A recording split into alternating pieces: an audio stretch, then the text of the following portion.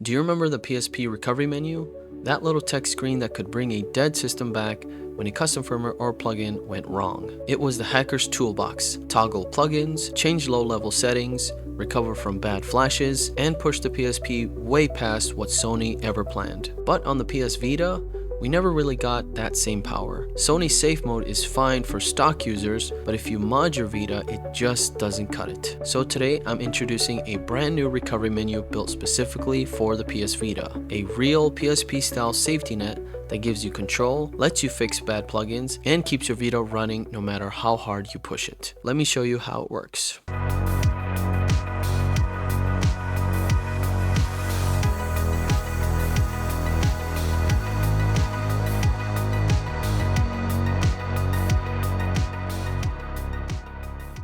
So you heard that right, guys. We have a new recovery menu for the PlayStation Vita, and it's so exciting.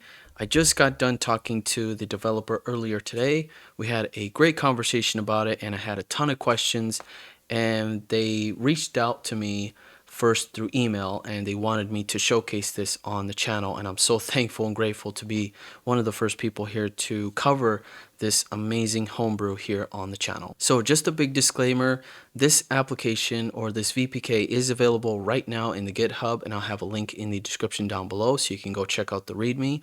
Please make sure to read the README. It is essential and it is important for you to understand what this application does. And I advise people, if you're not very familiar with homebrews or new developments and things like that, I'd advise not to use it at all. And the developer advised me to let you guys know to be very, very careful using this application, just because it's still in the early beta stages and there are a ton of bugs still that the developer needs to fix. As I was installing it, I found a problem. When you're having a custom boot splash, it does not allow you to go into the recovery menu holding down the R button, so that was a big problem. I had to disable my custom boot splash because it just kept going in a circle over and over and over again. So that's something we don't want any of you guys to go through. So that's why we're making this video. We're going to go through all the options in the recovery menu so you guys can see what's going on and how this is going to work.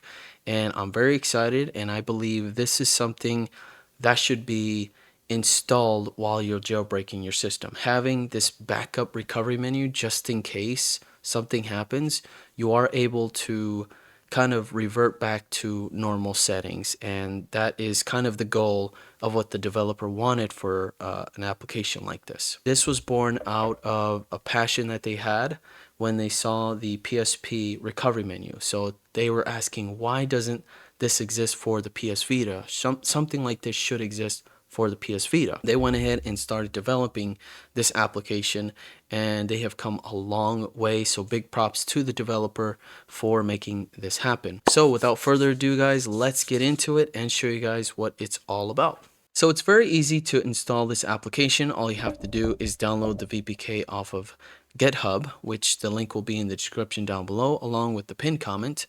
You just copy that over to your PS Vita via FTP, USB connection, or SD card connection, and you're good to go. Now back on your console, you're going to find the Vita Recovery.vpk. We're going to hit X and install the package. And we're going to see a new application called PS Vita Recovery. So let's open that application up. And this looks really nice. I like the aesthetics, and I like the kind of like that Fallout computer style going on with the green and black. It looks pretty solid. I like it a lot. After you install this application, we do need to do one more step in order for you to enable the feature where when you're booting for the first time, you have to hold the R button to enter into recovery menu. So that will kind of push you past the live area and get you into the recovery menu right away. So under advanced, we're going to go under boot recovery, and we're going to install the boot recovery. So we can install the kernel, the user plugins, and update the TIE config. So right now the status is we don't have this installed, obviously, because we're just looking at it for the very first time. And once you're done tinkering, you can uninstall the boot recovery if you feel like this is something that might affect your setup. So let's go ahead and install the boot recovery. So it says boot recovery installed. Nice. reboot to activate. So we're going to hit confirm. Do remember the developer saying that once it's installed and it reboots, you have to power it down completely and then power it back on holding the R button. So let's do that. It's completely off and we just turn it back on. Hopefully it pushes us right to the recovery menu. For the PS Vita 1000, it did work. And let's see what we got for the PlayStation TV. So it didn't work that time. So there you go. That's something that the developer will have to work on for the PlayStation TV. So at the top, you'll have PS Vita Recovery Menu, version 1.0. And we have a ton of options here. Very, very nice. And again, proceed with caution if you are going to use this. We are not going to be responsible for anything that you do or tinker with your console. So just be very, very careful. Me and the developer are going to work together on this project. I'm just going to do more of a highlighting kind of deal, and they're going to just update me with all the changes that they do, and it's just going to be exciting. And please make sure to tune in into another video that we're actually going to do, where we're going to do a full Q&A session where I'm going to ask him all the questions and he's going to answer.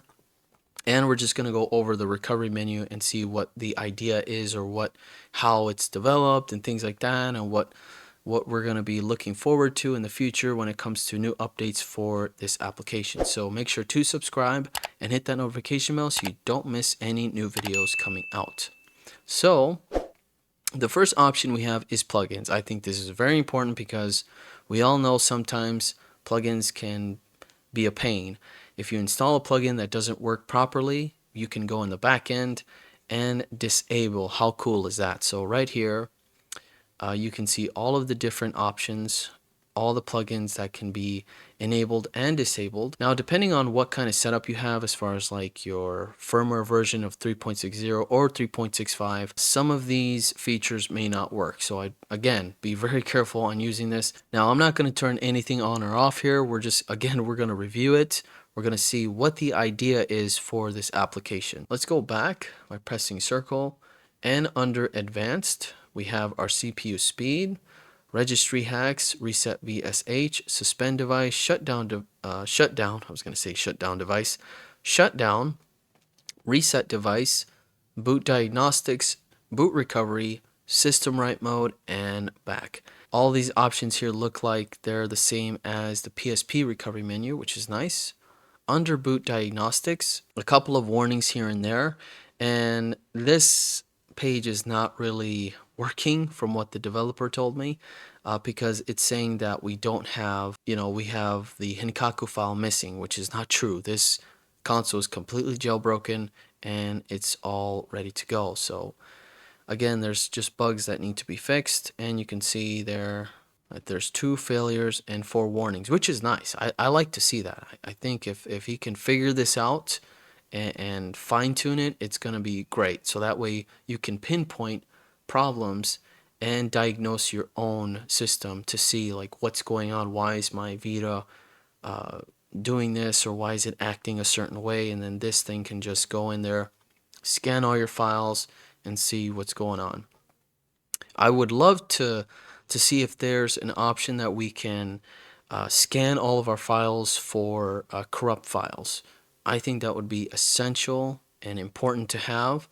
Typically, for the most part, you'll have to connect that to your PC to do like a run check via command admin, and that way you can see all of your files that are clean, not clean, broken, corrupt, whatever, and then the system can fix it. But it would be nice to see if you can kind of isolate those options. I mean, that's just kind of going above and beyond.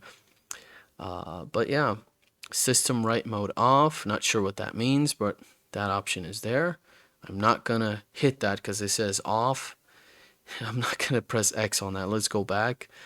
Under system info, this is also important. Will give us all of our information from our system and letting us know what kind of motherboard we have. And obviously this is not updated. This is something that they're still working on. It says that this is a PS Vita 1000 OLED, and I'm using my PlayStation TV, and the firmware is 3.74, which in reality it's 3.65. Hinkaku Enzo. Rerun exploit after every reboot, no Enzo. Interesting. And here's the restore and unbrick option. Let's open this up. Now again, proceed with caution. Warning, these operations modify system files. Now this is a big topic that I had discussed with the developer, is the restore and unbrick option. Now that is a big claim to make for this application, and if they're able to figure this out, that would be amazing. So they're still working on it, and I'd love to see this in action, and they just need more time. They actually need more PS Vitas to test this out. And the thing with this option or this feature is that you have to have this pre-installed in order for this to actually work. So we would have to literally brick a console somehow and then use the recovery menu to see if we can revert it back. So there's a lot of testing that needs to go into this type of feature.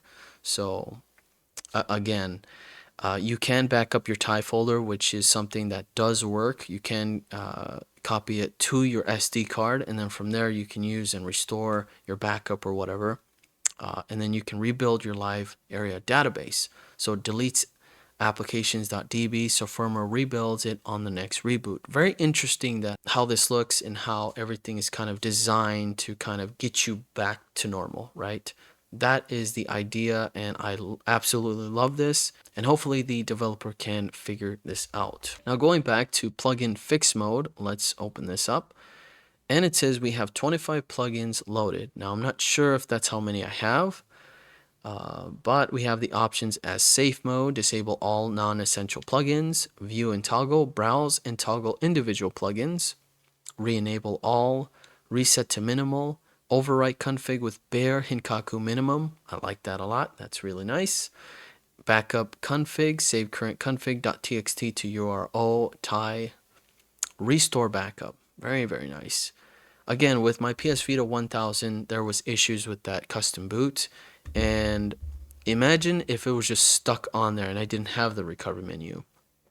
That option to go into the recovery menu and disable those plugins, and I just kept going in a loop and a loop and a loop and a loop. I was going through a loop, and I finally went through the live area. I disabled my custom boot splash, and then I was able to go into recovery menu. So that's one bug they'll have to figure out. And I let him know that there's so many different configurations, so many different PS Vita setups. Yeah, it's going to be tough. And I even advised him, you might need like 100 people to start using this right away, to start even messing with it. So who knows? Maybe on the next video, we'll start advising people to, hey, jump on it. Let's see, what you can do, or have some test Vitas out there and just get our hands on some test Vitas and see what we're capable of doing. Sony recovery. This is interesting. So this will get you back into the Sony safe mode recovery options. So you have your rebuild database, restart system, format memory card, restore PS Vita system, update the system software. So this is really nice where you don't have to hold the button combination to get into the Sony standard recovery menu. You can just access it through this application, which is like huge thumbs up. Just having this right here alone is amazing. Like if we can just hold the R button to get into that whole rebuild database, instead of holding the PS button, the L button, and the R button, sometimes that doesn't work and we got to do it this way or that way, or hold the power button for 40-30 seconds and then we can access the menu. So just having this alone is awesome. So this is perfect. This is great. Going back to storage manager, we have the SD2Vita active at UMAO, card and config info, switch mount point, install storage manager plugin, copy UXO and copy SD2Vita to UXO, format SD2Vita card, erase all data on the SD2Vita mount point, irreversible danger. I like how they say danger. Now, I would like to also see like a little pause. Hinkaku does this during the installation when you're installing or going back to 3.65, where they give you like a 20-second window. It's like, hey, do you agree with this? There's no going back. Make sure that you read all the fine print, and then after the 20 seconds is up, then you see the option of like, okay, you can press X to continue. That would kind of cover a lot of bases. If I hit execute right now and just does it, that would be kind of scary, because some people might have fat fingered it and it was like, I didn't want that. I wanted to do the copy SD2Vita to UXO, and then they ended up formatting the SD2Vita, and then they're gonna start blaming the whole homebrew and going back, and it could be, I could see that being a mess. So I'd advise the developer to do something like that, to just kind of hit a warning window sign. It's like, hey, are you sure you want to do this? Are you sure you want to do this? Hit X. File manager. This is nice. Let's go into file manager, UXO. There are my ROMs. Look at that. That's nice. Let's go into Dreamcast, and it looks good. It looks really good. We can copy to URO, delete, rename, or view text files. File too large to view. Press O to continue. Okay. So we'll go back. Looks good. Not sure why these are red. I guess these are like the read. Okay, so read only. So there's nothing that we can do to copy or mess with the system files, the system archive, kernel, and system app. So that's something we can't touch. Cheat manager. Vita native cheats, toggle PS Vita game cheats, via VitaCheat.psv files, and PSP cheat manager. Very cool.